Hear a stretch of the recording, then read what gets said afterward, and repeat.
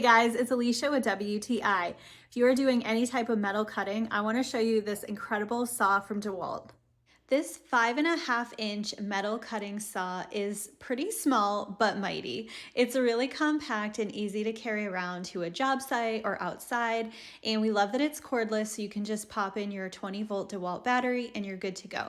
There's a nice blade guard and an attached Allen wrench right on the saw, so that allows for blade changes even when you're out on the job. There's also an easy to use lever that allows you to change the blade depth. It's also got an LED light which helps with visibility. There's a really nice braking feature that stops the blade when you stop cutting, which is really great for safety. So this saw fits a 5.5-inch blade and can be used for a variety of metal materials. Even though it's not a huge saw, it really packs a punch in power. You can even tell by the sound that this is cutting super smoothly.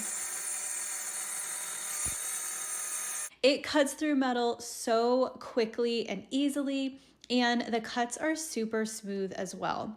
It's a DEWALT tool, so you can definitely be confident in the quality and durability. We absolutely love this metal cutting saw.